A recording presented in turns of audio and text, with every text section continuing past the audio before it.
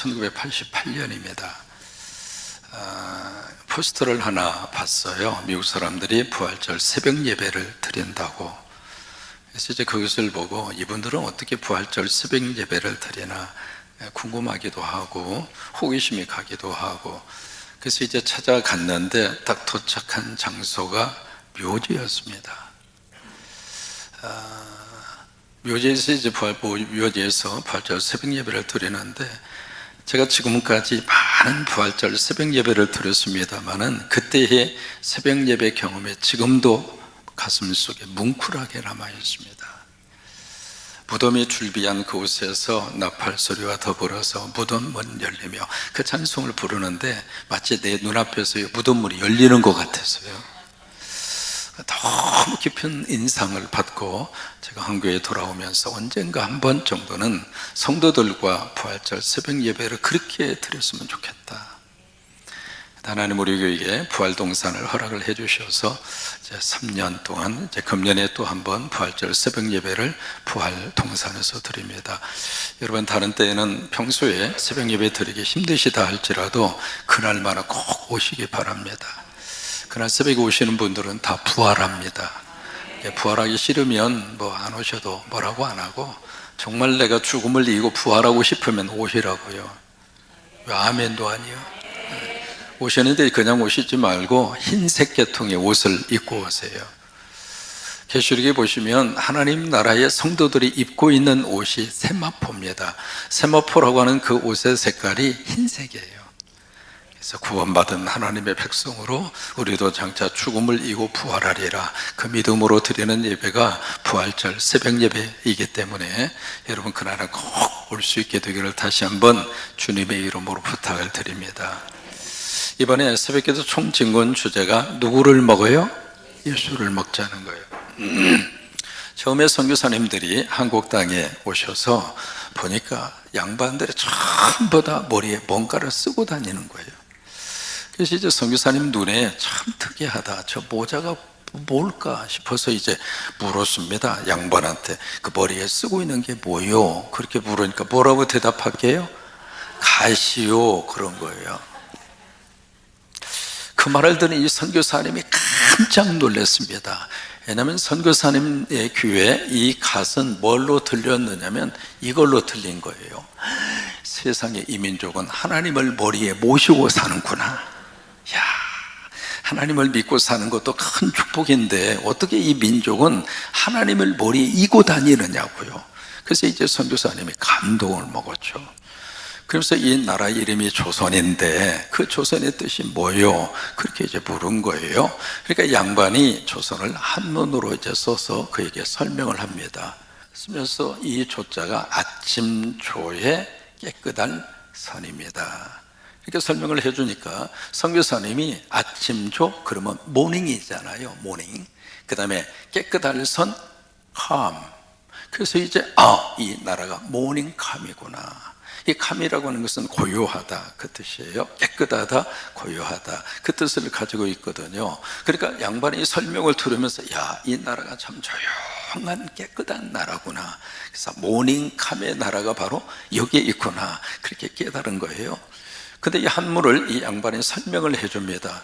이 아침 조자를 어떻게 쓰느냐면 십자가를 그으시고요, 그 밑에 날일자를 쓰시고요, 그리고 그 밑에 십자가를 또 한번 그은 다음에 그 다음에 다롤자를 쓰면 아침 조자가 됩니다. 이게 설명을 들으니까 세상에 이 나라 민족은 매일 십자가 붙잡고 살고 매달 십자가 의지하고 살고, 세상에 이런 나라가 있다니. 십자가 목에다 걸고 살아도 참 축복인데 이 나라는 그냥 아침에도 십자가, 점심에도 십자가, 저녁에도 십자가, 매일매일 십자가, 거기다가 매달마다 십자가. 이 선교사님이 거기에서 은혜를 만땅 받은 거예요. 그 다음에 이 깨끗할 선자를 쭉 설명을 하는데 고기 어자를 먼저 쓰시고요, 그 다음에 양을 쓰시면 됩니다. 그러니까 여기에서 선교사님이 기절해버린 거예요. 왜냐하면 이 고기 어자가 헬라어로 익투스입니다. 그래서 초대교회로 시작을 해서 크리스찬의 심볼로 쓰인 것이 물고기예요. 근데 이 물고기라는 단어의 뜻은 예수는 그리스도시고 예수는 하나님의 아들입니다. 그 헬라어의 첫 글자를 따서 만든 단어가 익투스라고 하는 고기예요. 세상에 이게 초대교회 성도들의 신앙 고백이거든요. 신앙 고백이 이 나라 이름이야. 야, 근데 그 옆에 뭐가 붙었는가? 양자가 붙어 있는 거예요. 여러분, 양은 하나님의 어린 양 누구예요? 예수. 그리고 우리는 목자 되시는 예수 그리스도의 뭐예요? 양이라 이 말이에요. 제가 지금 간절히 기도하는 거가 토요일 날 우리가 염소탕을 먹었거든요. 새벽에도 총죽은 시간에. 그 다음에 우리 교인들이 염소처럼 보여가지고, 염소 같으면 안 되는데 다 양이 돼야 되는데 그렇습니다만은 아무튼 이게 양 세상에 여기서 말이죠, 이 선교사님이 완전히 은혜를 만땅 받은 거예요. 그 다음에 또 하나 물었습니다. 그러면 이 조선이라고 하는 것을 영어로 어떻게 쓰느냐고. 그랬더니 양반이 영어를 안 거야. 그래서 영어로 써줍니다. 이 조선은요, CHOSEN, 조선. 조선이잖아요, 조선. 그 다음에 백성이라고 하는 것은 피우풀이거든요. 이 초선이라고 하는 단어의 뜻은 초이스, 우리가 선택한다고 그러죠. 그 초이스, 추스의 과거형이 조선입니다. 세상에 하나님이 이 민족을 선택하셨구나. 그래서 선교사님이 기절해서 아직까지도 그냥 기절한 상태로 있으시대.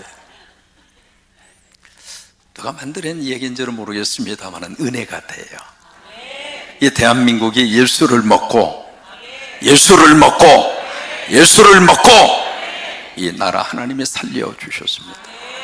불교가 지배하던 수천 년 동안 이 나라에 뭘 남겼습니까?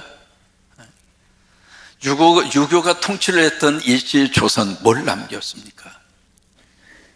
기독교가 들어와서 우리 백성들은 참 열심히 예수를 먹었습니다. 예수를 먹고 하나님이 이 나라를 살려주셨어요. 앞으로도 이 나라 살려주실 줄로 믿습니다. 우리도 살려주시고 우리의 자녀들도 살려주시고 전북특별자치도 살려주고, 저는요 이번에 이 올림픽 유치 제가 목회하는 동안에 하나님이 허락하시는 최고의 축복이라고 생각하고 그냥 김관영 장로님보다 더 애타게 내가 기도해요. 홍보대사, 자칭 홍보대사 하려고 그래.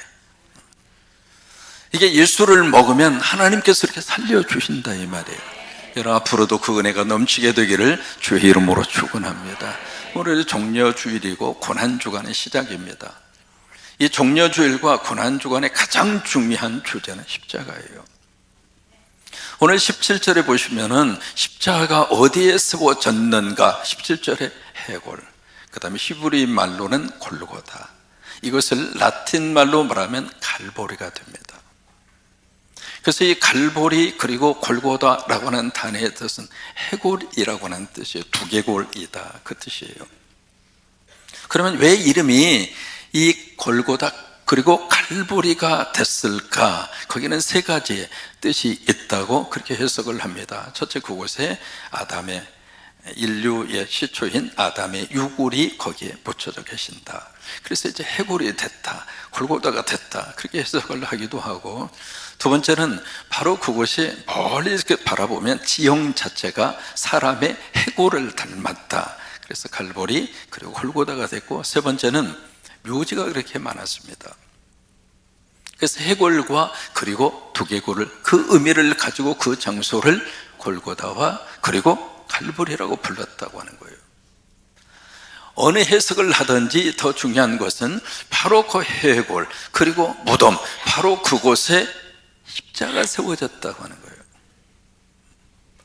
여러분, 이것은 우리에게 무엇을 의미하는가? 자, 보실까요? 사람은 태어나는 순간부터 삶을 이어가는데 우리는 나이가 먹어가면서 내가 나이 들고 철들고 살아간다 그렇게 생각합니다만은, 사실은 어제와 오늘을 비교해서 하루를 살았다는 이야기는 죽음을 향하여 더 가까이 다가섰다 이 말이에요. 우리가 이것은 부정할 수 없습니다. 사르트르가 이야기한 대로 인생은 B로 시작해서 D로 끝난다고 그러잖아요. 그 B라고 하는 것은 birthday, 태어난 날입니다. D라고 하는 것은 death day, 죽음의 날입니다. 내가 지금 나이가 들어간다는 이야기는 죽음을 향하여 더 가까이 갔다 그 말이에요. 여러분 나이 들어가면서 그 생각이 들어요 안 들어요? 이 생각 안 들은 분들은 철 좀 들고 오세요. 이 철 들기 전에는 그걸 몰랐거든요. 그런데 삶을 살아가면서 이게 인생이구나. 근데 그 죽음에 있는 바로 그곳에 하나님이 무엇을 세우셨는가? 십자가를 세우셨어요. 왜 그럴까요? 죽음을 이길 수 있는 길은 십자가입니다. 저 십자가를 통해서 하나님이 무엇을 우리에게 주셨는가? 죽음을 이기는 승리를 십자가를 통해서 주셨습니다. 그래서 십자가는 우리들에게 무엇인가? 생명입니다. 죽음이 있는 곳에 하나님의 생명을 싹 틔우도록. 그래서 골고다에 그리고 갈보리에 하나님의 십자가를 바로 거기에 세우신 거예요. 그 다음에 두 번째로 18절에 보시면은 십자가 세워졌는데 십자가 하나만 세워지는 것이 아니라 몇 개가 세워졌죠? 3개가 세워집니다. 그래서 이게 마태하고 마가에 보시면 강도라고 그렇게 표현을 했고 누가복음에는 범죄자라고 표현을 했습니다. 근데 요한복음에 보시면 사람이라고 그랬어요. 사람들이다 그렇게 표현을 했습니다.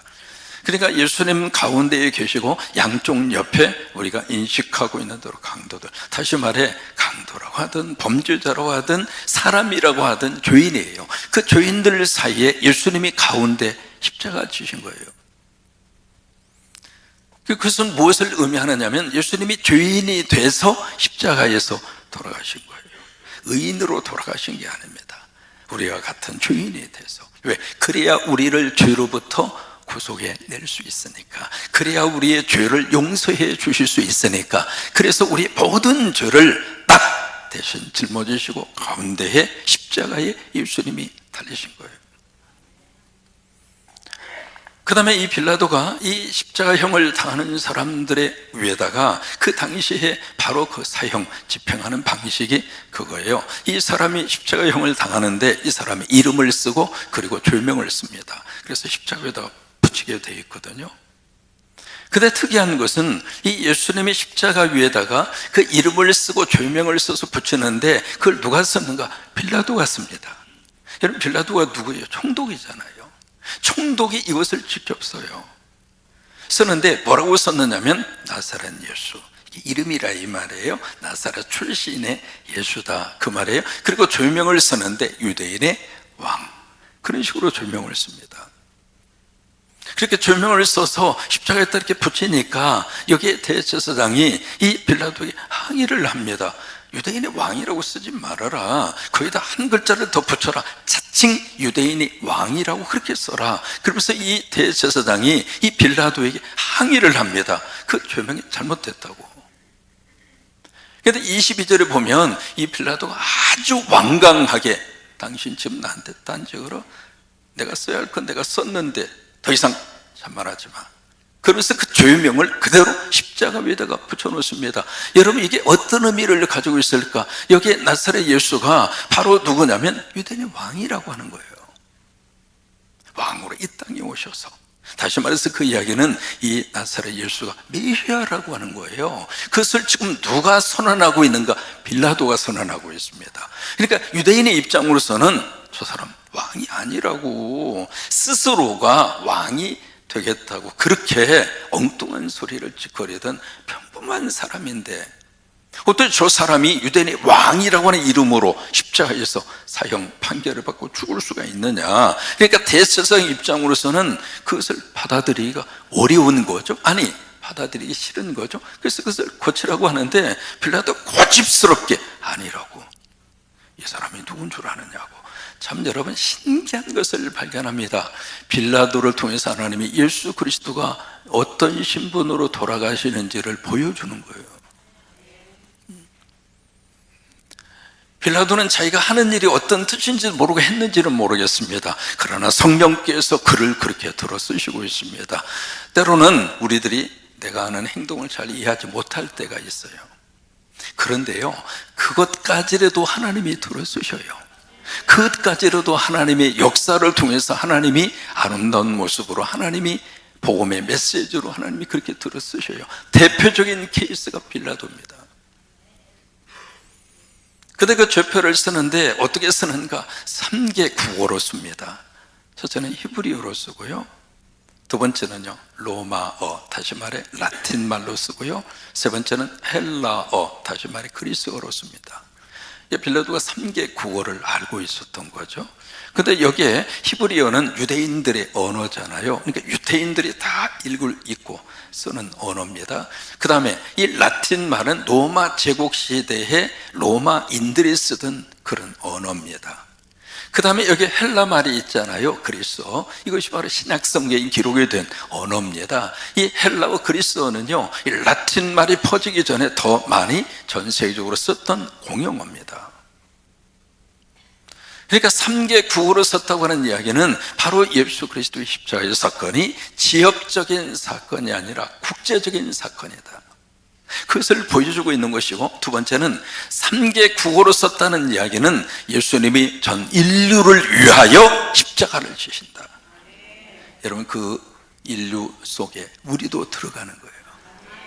우리를 위해서도 십자가 지신다. 그것을 빌라도가 예수님의 죄명을 3개 국어로 쓰면서 거기서 그 의미를 담고, 빌라도는 자기가 알았는지 몰랐는지 그것을 뛰어넘어서 하나님이 그렇게 예수 그리스도의 십자가의 죽음을 전 세계 앞에 선포하고 있는 거예요. 또 하나 우리가 말씀을 통해서 은혜 받을 구절이 있습니다. 뭐냐면 십자가가 세워진 그 밑에 두 그룹의 사람으로 나누어집니다. 첫째는 남성들이 나옵니다. 로마 군인들이죠. 그 다음에 두 번째 여성들이 나옵니다. 예수님의 어머니 마리아를 비롯해서 4명의 여성이 나옵니다. 근데 이 두 부류의 사람들이 전혀 대조적인 모습을 보이고 있는 거예요. 자, 보실까요? 사람이 만약에 누군가가 마지막 숨을 가쁘시면서 돌아가십니다. 그 임종의 순간을 우리들이 맞이하면 여러분 어떤 마음이 들까요? 사람이 숙연해집니다. 그렇지 않겠어요? 지금까지 살아계신 분이 마지막 호흡을 가쁘게 쉬면서 돌아가실 직전이에요. 저는 목회하면서 수없이 많이 임종 순간을 봤어요. 임종 예배도 많이 드렸고요, 마지막 호흡 다 하면서 마지막 기도해 드리고, 그런 경험이 굉장히 많습니다. 어떤 사람이든지 그 전에 어떤 삶을 살았든지 간에 죽음 앞에서는 모든 사람들이 고개를 숙이고 숙연해질 수밖에 없어요. 근데 지금 여기 3분이 십자가에 달려서 돌아가시고 있잖아요. 그런 상황인데 그 속에서 여기에 남성들, 다시 말해서 로마의 군인들입니다. 이 로마의 군인들이 지금 뭘 하고 있는가? 그 당시에는요, 십자가형을 해서 돌아가시는 분의 남아있는 유품을 거기에 형을 집행하는 군인들이 나누어 가지게 되어 있습니다. 그래서 이 군인들 4명이 예수님이 남겨가는 유품을 서로 이건 내 거야, 이건 내 거야, 지금 그걸 하고 있는 거예요. 그래서 이 4명의 사람이 서로 분깃을 나누었다, 이렇게 잘랐다, 그 말이 아니라 겉옷이 있겠죠. 그리고 허리띠가 있거든요. 그리고 슬리퍼, 신발이 있어요. 그리고 머리에 쓰는 두건 같은 게 있어요. 그것을 4사람이 서로 각자 몫으로 나누었다, 그 말이에요. 그리고 여기 속옷은 위로부터 통으로 짰으니까 이걸 자르면 누구도 못 쓰니까 제비를 뽑아서 한 사람이 가져가려고 했다, 그 얘기예요. 지금 죽어가고 있는 사람 앞에서 이 로마 군인 4명의 남성들은 오직 하나, 내가 얻을 수 있는 거, 그거 외에는 아무 관심이 없습니다. 우리가 예배 시간마다 여러분 십자가를 보십니다. 십자가 보시면서 여러분 무슨 생각이 드세요? 여기 4명의 남성들은 십자가는 아무 관심이 없는 거예요. 왜 이 예수가 죽어야 하는지, 그 예수 그리스도의 죽음과 나는 무슨 관계가 있는지 물어볼 필요도 없고 물어볼 마음도 이유도 전혀 없었어요. 십자가에 가장 가까이 있지만 십자가하고는 가장 멀리 떨어진 삶을 그들은 살아요. 근데 여기 여성들이 나옵니다. 예수님의 어머니 마리아를 비롯해서 4명의 여성들이 나오는데, 그러면 남성들은 어디 갔느냐 이 말이요. 12제자가 다 남자인데. 그러니까 남성들은 십자가의 그 사건 앞에서 모두가 다 주랭나친 거예요. 왜 그랬을까요? 기대치가 무너졌다고 생각한 거죠. 더 이상 기대할 것이 없다고 생각한 거죠. 그러니까 십자가의 그 사건에 있어야 될 이유를 발견하지 못한 거죠. 그런데 이 4명의 여성은 예수님의 십자가의 죽음의 곁에 마지막까지 거기에 서 있습니다. 왜 그랬을까요? 그들은 예수의 죽음이 어떤 죽음이라고 하는 것을 알고 있었어요. 그러니까 떠날 수가 없었어요. 여러분, 믿음을 가지고 사는 사람은 십자가를 떠나지 않습니다. 아니, 십자가의 곁에 더 가까이 다가섭니다. 왜요? 그 십자가가 나를 살린다고 하는 것을 알기 때문에 그래요. 그래서 그 다음에 뭐가 이루어지는가? 가상 7원이 나옵니다. 예수님이 가상 십자가 위에서 7마디의 말씀을 하신 7원, 그게 이제 가장 먼저 나오는 것이 아버지입니다. 이 가상 7원의 특징이 아버지로 시작해서 아버지로 끝납니다. 아버지요, 저들을 용서하여 주옵소서. 저들이 지금 하고 있는 것이 어떤 의미인지도 모르고 하고 있습니다. 그래서 용서의 선언이 가장 먼저 십자가에서 일어납니다. 그리고 두 번째, 강도가 나오잖아요. 이 강도가 오른쪽인지 왼쪽인지 묻겠습니다. 어느 편 강도죠? 참 지혜로워. 대답을 안 해버려. 일반적으로 우리가 어떻게 배웠느냐면 오른편 강도로 그렇게 주일학교부터 배웠습니다. 여러분, 오른쪽 왼쪽 없습니다. 그냥 한편 강도입니다. 어느 쪽인지는 몰라요. 그때 그 강도가 마지막에 예수님을 보시면서 그러잖아요. 옆에 있는 친구를 꾸짖으면서 너나 나나 평생 죄짓고 이렇게 죽는 것은 당연하지만 이분은 그렇지 않아. 이게 마지막 죽음의 순간에 예수 그리스도에 대한 의미성을 이분이 알게 된 거죠. 그러면서 주님, 당신의 나라 임할 때에 나를 기억해 달라고. 네가 오늘 나와 함께 낙원에 이르리라. 이게 두 번째 주신 가상칠언의 내용입니다. 세 번째 가상칠언이 요한이 기록하고 있습니다. 이것이 바로 뭐냐면, 어머니, 여자여 보소서, 당신의 아들입니다. 그 옆에 사랑하시는 제자가 있는 것을 보시고 그 제자에게 부탁합니다. 바로 네 어머니라. 여러분이 사랑하시는 제자, 그리고 그 다음 절에는 그 제자, 그렇게 나오죠. 그 제자가 누구냐면 요한입니다. 그래서 요한은요, 요한 복음서를 쓰고 요한 1, 2, 3서 편지 형태의 서신서를 쓰고 마지막 요한 계시록을 쓰는데, 이 모든 말씀을 기록을 하면서 요한은 당신이 이 글을 쓴다고 하는 것을 익명으로 처리합니다. 오늘 본문도 마찬가지죠. 이것이 바로 가상 7월의 세 번째 말씀이에요. 그 다음에 다섯 번째하고 여섯 번째가 나옵니다. 오늘 본문에 다섯 번째가 바로 뭐냐면 목마르다, 이 말씀이고, 마지막 여섯 번째 말씀이 다 이루었다, 그 말씀이에요. 그 뭘 이루셨는가? 죄에 대한 문제를 예수님이 다 해결하셨다, 그 말이에요. 죽음에 대한 문제를 예수 그리스도가 십자가를 통해서 해결하셨다고 하는 거예요. 결국 예수님의 이 모든 사역의 마지막 결론과 목표와 초점이 바로 뭐냐면, 예수 그리스도가 죄 짓고 죽음의 길로 걸어가는 모든 인류를 구원해야 할 그 모든 사역과 일을 십자가에서 완성했다, 이 말이에요. 여러분, 한 분 한 분이 예수님 자리예요. 왜? 주님의 사랑을 받고 그 십자가에서 주님이 우리에게 그 메시지를 우리에게 주고 있습니다. 너는 내가 십자가 네 아들 예수 그리스도를 값으로 주고 내가 너희를 산 예수님 자리다. 이 은혜가 넘치게 되기를 주의 이름으로 축복합니다.